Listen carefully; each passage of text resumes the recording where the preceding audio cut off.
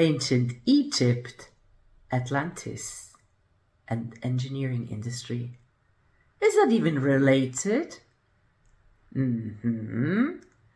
Today we're going on an exciting adventure over centuries. If you are interested in many fields, you're curious, and you relate what you hear to what you already know, and you find new things, you're creative, then you're probably a polymath. In this episode, you discover the different way of looking at ancient Egypt with the eyes of Reid. He's not just interested in archaeology and religion, he's interested in the engineering perspective of ancient Egyptian art.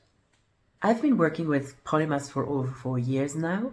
I'm the founder of a space where they all can meet called Networking Café. And as a coach, I help polymaths to be understood. If you don't listen to this episode, you will never know how ancient Egyptian art could have looked like three-dimensionally and what the purpose could have been. Listen till the end. Then you're getting to know a possibility, how ancient Egyptian engineering art could solve a very modern problem. It's such a joy meeting polymaths, playing music, writing books, painting pictures, creating, discovering the truth of IT. Polymaths relate and create, discover dimensions that have never been seen, innovate, invent multiple perspectives. Is their thing. They're visionaries for a better world. Once the curiosity of a polymath gets sparked, it's the beginning of a deep journey. When you're meeting a polymath, you're getting to know so many things. They have lived many lives within one lifetime, and they share their insights generously. It's so wonderful to be interviewing polymaths. Welcome to the Polymath Perception Podcast. I'm here with the wonderful Reid. Shane, please tell us your polymathic journey. Education-wise, one was familial education. My grandparents and great-grandparents passed down information that they deemed important for me to know and understand. The schooling education was a little bit harder to understand because it was mixed signals all the time with instructions and directions. So it's really difficult for me as a polymath to follow their system. My younger education, I would take part with the Navy from 15 to 18, and they taught me a lot about navigation and whatnot. After that, it was college for engineering sciences, and after that, it was into the engineering industries. So which engineering industries? Many topics. I went to college for mechanical design and structural theory. After I finished college, I started working in a machine shop in Ontario. They made fire hydrants, actually. But after that, it was into electrical controls and power systems. After that, it was mechanical, electrical engineering, site services, any kind of building services that's required. Places like GM, Ford, churches, temples, and my favorite thing is churches and temples. So yeah, I've had quite a varied education as far as engineering is concerned. But the best part about the engineering industry is this: what you don't know, you can always learn to know. And that's what consulting and engineering is all about, is learning new things and applying them for customers. So with all this valuable resourcing background, it's been really easy for me to sort out what's good information, what's bad information, what's valuable information, regardless of the source that it takes. And what are you doing now? What am I doing now? I'm researching ancient civilizations, their technology, and their engineering studies. Which civilizations? Take your pick. All of them. It started out with reviewing Greek myth and figuring out that Hercules, as much as I love Hercules as a hero, I have to think of these guys in their proper form. And these guys were kind of terrorists, right? Very important one. Teasing this stuff out is really difficult because we can make mistakes in our initial assumptions. And I make tons of mistakes in my assumptions, but they eventually get corrected as I get along with my context. I'm not sure if that answers any questions. Do you do that for yourself or for somebody else? Oh, yeah, no. Right now, it's a pet project of mine because it's not something that's been done in a long time. So the industry just isn't there anymore. But I was always told if you're not in a job, make a job. Oh, wonderful. I'm So, revitalizing the industry, I guess you'd say. so what would the ideal outcome of your studies be? Recognition that it was more than just spiritual nature that rose those places from sand, like Egypt and the Nile, from what I've read in the books. And it's all vaguely worded, but if you know your context and carry it all forward, it becomes easier to read. So Egypt and the Nile was non-existent. The Nile is actually a man-made river coming from way back in towards Timbuktu. I'm not sure the ground layout of how the water makes its way to be collected over at the Aswan Dam. But from what the texts say is that was man-made and they forced water down through there from the underground water tables. Interesting. So mining, it's all got to do with mining. And it's not about polluting water. It's about taking the existing water that's there and electroplating the gold out of the water stream and having the gold electroplate itself to the structures. That way, the gold trapped on the structure so it can be removed, reseeded, and then re-electroplated again. That's where I think that the term cities of gold came from, was from this electroplating process. So can you describe how and where these cities of gold were and what they were containing? Every one of the cities of gold that were around the world, they've been stripped of their gold aside from Southeast Asia. They've got quite a few buildings, but I think they're gold foiled and not electroplated. The initial technology that we had a few times, they would gather the water in dammed pens, right? So they take a section of the river and they block it off of the dam in a temple, and they allow the water from this dam temple to come into here. They've got it boxed in, and they slowly let the water leach through. And as it's leaching through, it's generating power from the top portion. So the water that's leaching through is being electrified, and the copper anodes that are connecting the rocks in through the structure are keeping the conductivity flowing through the rocks, which have a high incidence of iron in it. So when these are all put together, and the electricity is put through from the motion of the water flowing through the system, the structure electroplates itself. So that means that ancient civilizations like Egypt had electricity. Mm-hmm. How do you come to this idea? And do you have a design or something where you can show it? You're familiar with an engine, right? With how the engine works, our mechanical engines with gasoline. A little bit, yeah. Yeah. They work on gasoline and pressure, right? Yeah. Here's the Egyptians' engine. It's actually the temple, right? So the water comes in down at the bottom. It gets forced up to these guys. These guys float up and down, right?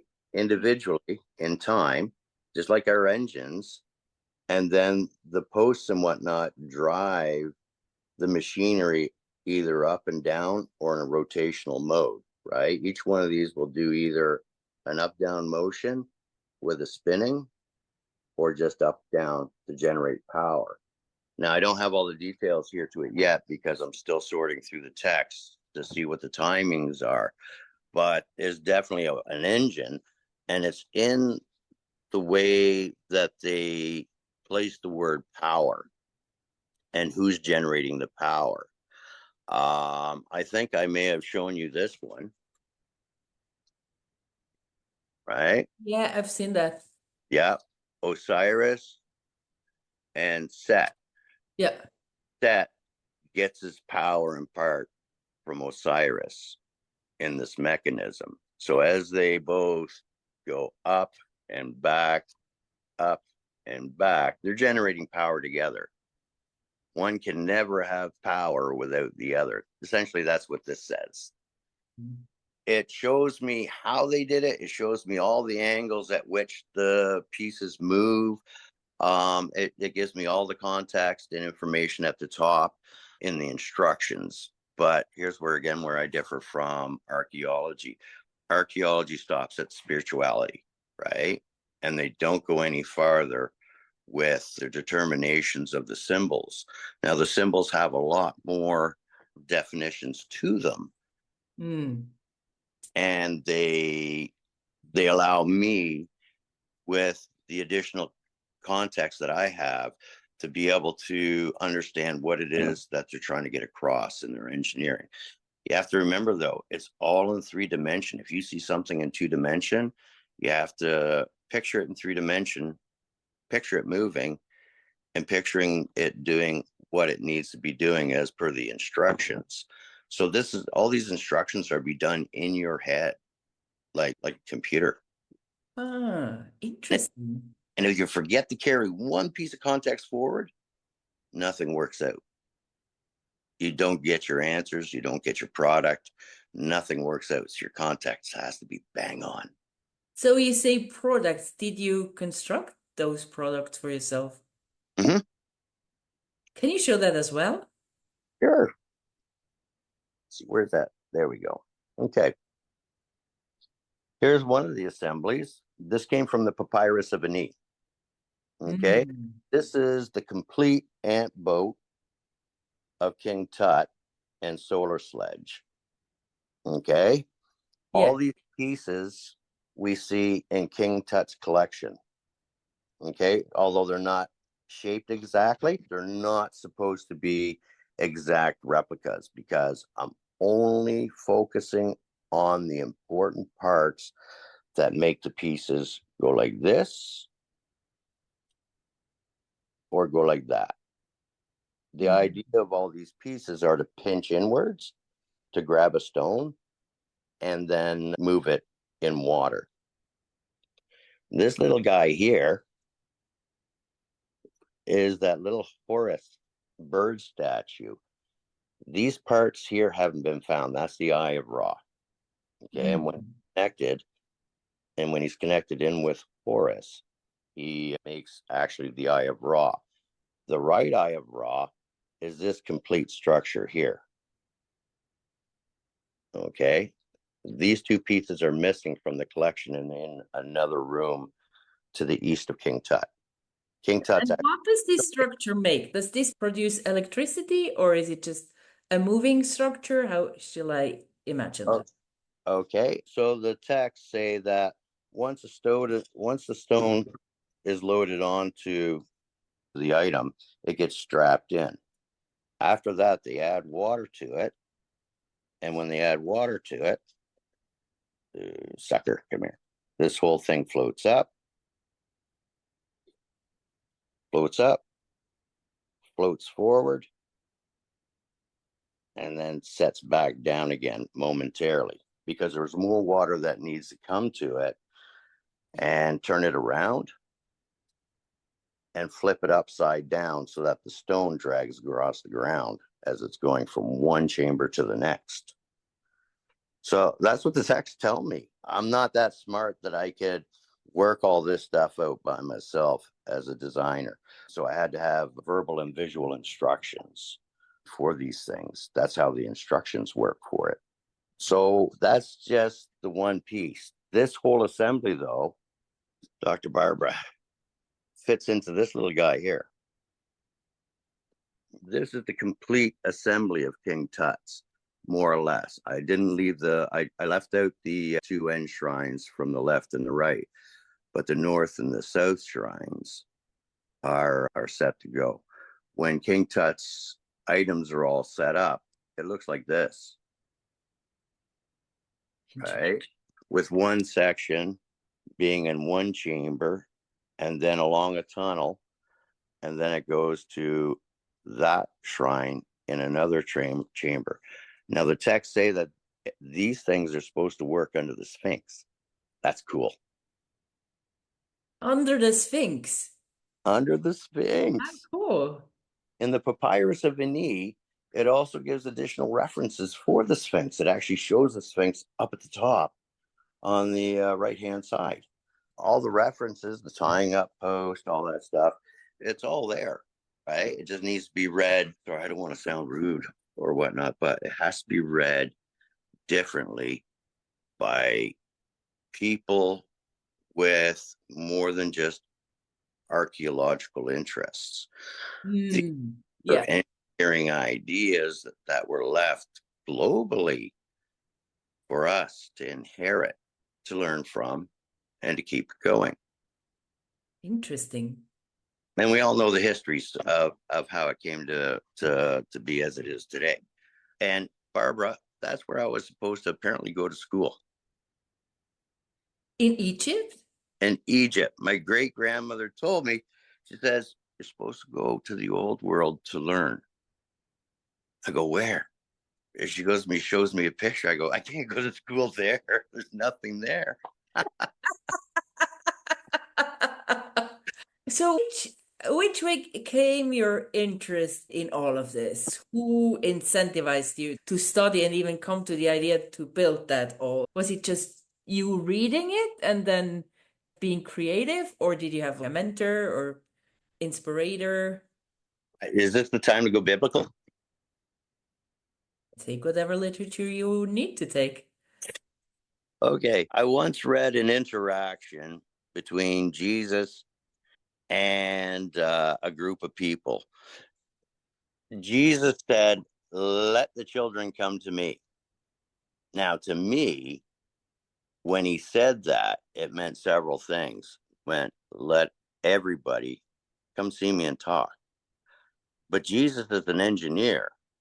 He was looking for those special kids who understood engineering from birth to come to him so that he could teach them.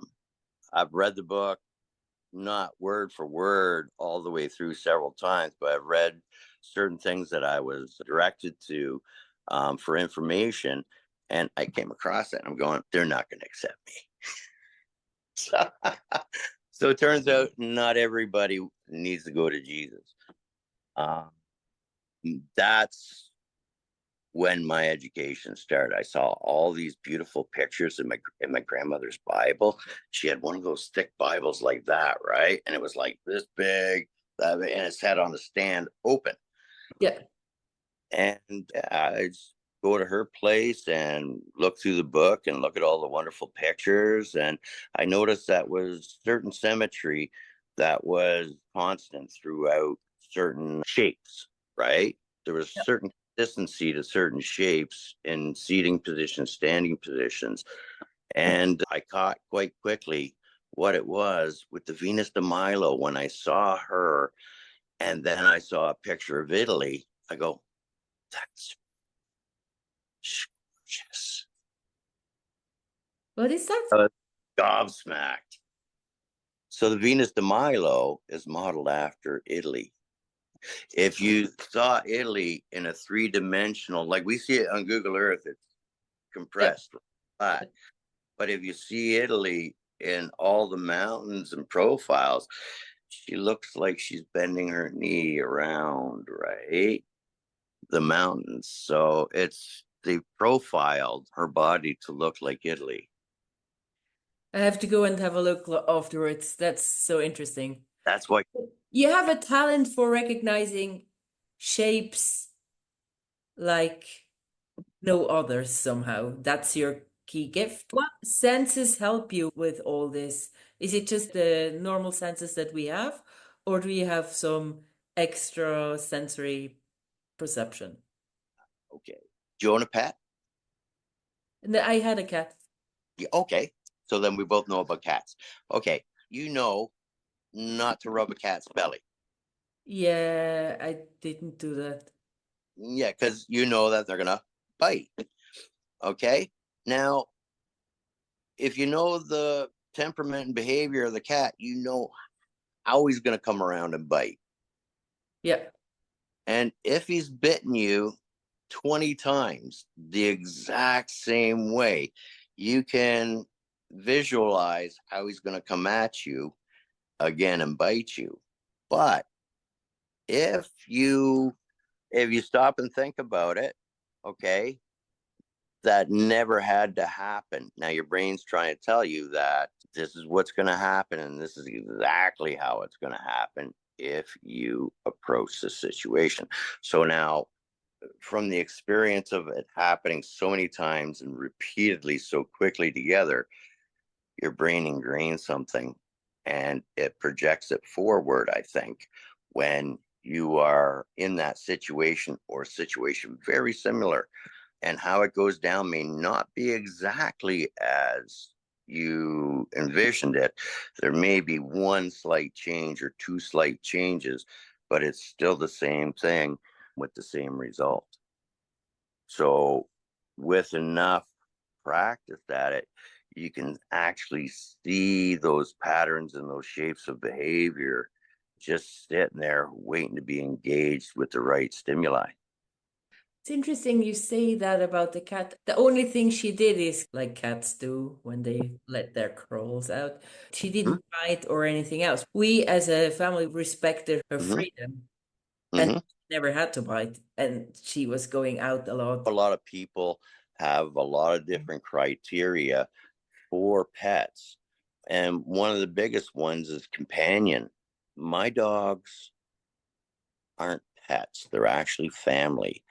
They do get trained as family to behave a certain way so they don't display certain behaviors. Actually, one of them checks my breath because I'm a diabetic, and she checks it to make sure that my blood sugars are okay when I don't have time. So often you'll see something come up and go, and she's just checking to make sure that I'm okay. Yeah, that's a great task because I heard that wolves lick your mouth to make the whole chemical analysis of your health. So cool. Yeah, and see who you've been hanging around with, what you've been eating. Yes. All there's tons of valuable information that they want to give you, but we have to listen. And what does your dog do if your sugar is too high or too low? She just turns her head. It's like I got bad breath. It's got that acetone smell, and for Isabel, she doesn't like the alcohol acetone smell. So with her, it's easy to train.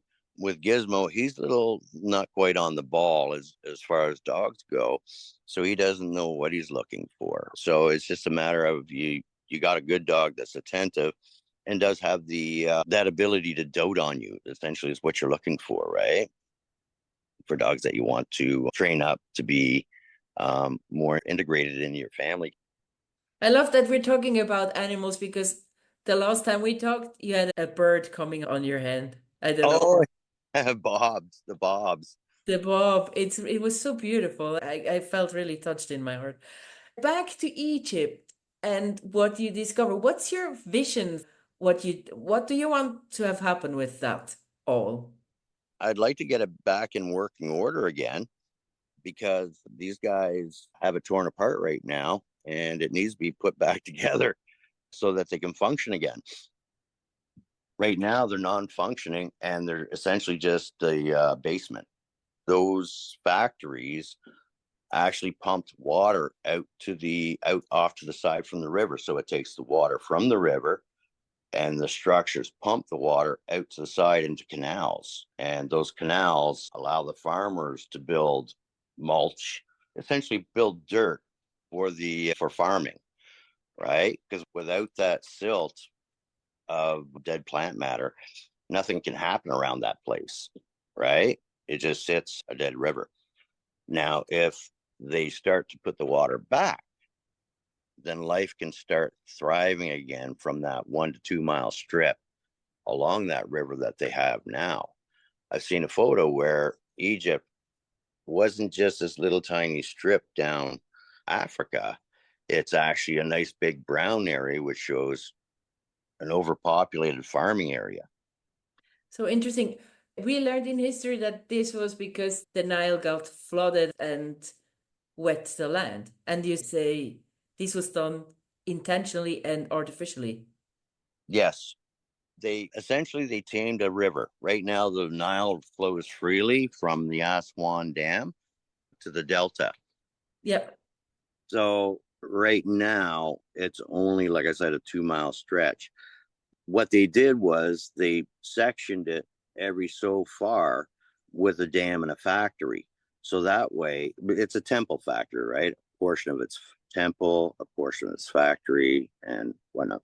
So they broke it down and compartmentalized the river so that it flowed really, really slow.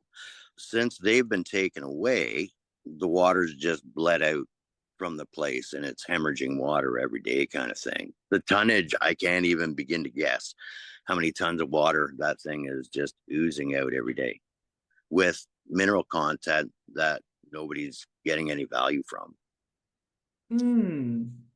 Right. And for a world that claims that it's becoming more electricity dependent, they're not showing any real interest in developing the electricity side of things. I've sent off to my government, Ministry of Natural Resources, a little overview of what the overall system did and the components. Their mandate is to get back to the person within 15 days. I haven't heard anything. It's been over 2 months.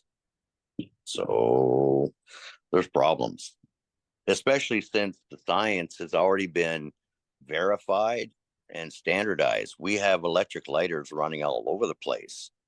I've got some in my stove. I've got some in my barbecues. I've even got a few electric lighters just for lighting fires and stuff like that.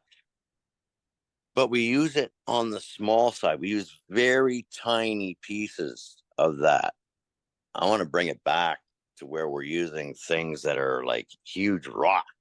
So that you bring the electric lighter because it's like a mini machine like the Egyptians had to make electricity. Exactly the same way as they did it. Right? Yeah. And we're using it on a small scale. That was so interesting. So what is the most important thing you want to tell me, the most fantastic thing? The most important, fantastic thing? Yeah. Do you know what an Atlantean looks like? No. An Atlantean, Thoth, was an Atlantean that was made by the Egyptians. I'm an Atlantean. I'm the first Atlantean that's been manufactured in a very long time, apparently. And the only way you get certification is from those books from Egypt. That's the only certification you could ever get to become an Atlantean, is to be taught by those books. What is Atlantis a real thing? Yes. But it's sunk and we don't really know whether it's a real thing or whether it's a myth. I've seen a photo which acts like a map. And the photo that acts like a map is an icon of Ra. Now, this shows me where the right eye of Ra actually came from, and it's actually Mauritania. It is Mauritania. And you're in a fabricated Atlantean. How can you be fabricated? You're a human being, aren't you? Yes. Good. All engineers, all Atlanteans are engineers. Ah, All engineers are made. Certain engineers are not made, they're born. As they get educated, they start learning things that they shouldn't be learning.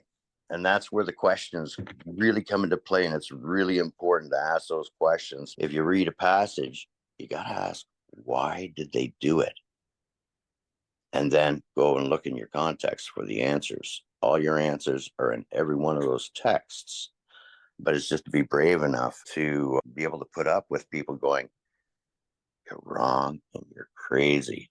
If you're wrong and you're crazy, you'll know it because you don't get anywhere with what you're trying to do or develop. If you've got the knowledge to do it, then you can do it. Right? yeah. So sometimes it's education, sometimes it's learned. But either way, it's important to learn all those things and keep that information flowing, because how many times in history has information stopped flowing and we lost quite a few things? Gold plating with the church has been lost and found several times throughout history. Interesting. And it was all through conflict that they lost it. They had it, they engaged in conflict with another group, and then they lost it, right? And then it had to be refound again and again and again. Yeah, it'd be nice to stop losing things and be able to keep track of them. We have a very impressive patent system, but that's not enough. That's for the things that we've seen from the past that we've applied what we know about today to bring it forward again. That's the way I see the patent process right now. Interesting. Now we've just experienced how we can look at ancient Egyptian art with engineers' eyes. Before Shane is going to explain how this could solve a grave actual problem, here are some things. Knowing so many things as a polymath is wonderful, yet sometimes it is hard to get understood by others. And I help polymaths with this problem by mentoring, coaching, and facilitating them. If you want to know more, there are two possibilities. One is you find the link to Networking Coffee and join our group. The other one is go to the show note, find my Calendly link, and you can have a private conversation with me for half an hour. I don't want you to be brilliant yet not understood. So go to the show notes, find my Calendly link, click it, and book a slot. In the show notes, there's my Calendly link. Click it, reserve a slot in my agenda, and I will be seeing you soon. Could you engineer what you found in Egypt for Canada today to solve the energy problem? Yeah. It's just a matter of using a stone, a piece of copper, a couple of pieces of copper, like this. This is an electric lighter. In here's a little piece of stone, right? That stone generates electricity, 3,000 volts. Now, that's not a lot for this little thing, but if it was scaled up to the size of a sarcophagus, you're talking, I think I calculated at 5 million volts roughly, right? And if I start focusing that electromagnetism, you're going to get a lot of amperage. So yeah, we're spending a lot of money on technology to generate electricity when we could be doing it cheaper, like a heck of a lot cheaper. So Just it using, would be cheaper and we would have the resources to do it. yeah, exactly. We have the reason. We have the cutting machines now that could just run into a quarry and zip out boxes for generating electricity by the end of the day, kind of thing, right? They don't have to look pretty. They just have to be functional. Nice. Pretty what Egyptians did after they made it functional. Nice. So you told me that the sarcophagus were actually moving in another conversation, and Yes, this was producing the energy. So yes. if somebody listens to this podcast and wants to know more, can they reach you and ask you about it? Oh, for sure. I'm always happy to answer questions. If I've got the answers for the question, sometimes it's like this. The Eye of Ra, that little bird with the two discs that I showed you, that's still not done. Believe it or not. As far ahead as I've gotten it, it's still not done. I've got to reform and make a little tool to reform the discs so they come around and connect into the round portions so that it stands firm, right? And it's able to chafe against another plate to move. It's always generation, regeneration, revision, revision, revision until you get all the information out of the text to make that one piece, but it's all over the place. And when would you be finished if the state of Canada came tomorrow and ask you to help with the energy problem? That's the brilliant part. The thing is, it's like this. Right now, I'm doing everything in a small scale so that I can prove myself that, yes, this technology still does work. Everything that I've done so far, yes, it does work. Most of the people have done my job for me, so I don't need to do it over again.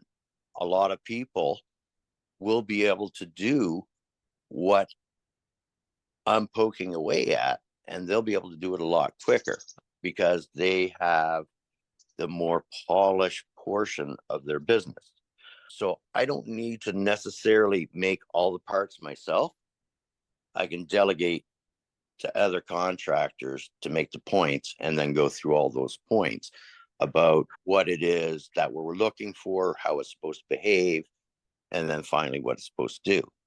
There's a lot of beautiful technical people out there that already have that knowledge and technology. They don't need me for it. What I think they need me for is to get the information out of those texts and get these other engineers to focus on that information so that they can adjust their eyes to that technology and see how these other cultures made their pieces. That's fantastic. Thank you That so makes much. sense? That was a brilliant conversation. That he wants his little peanut.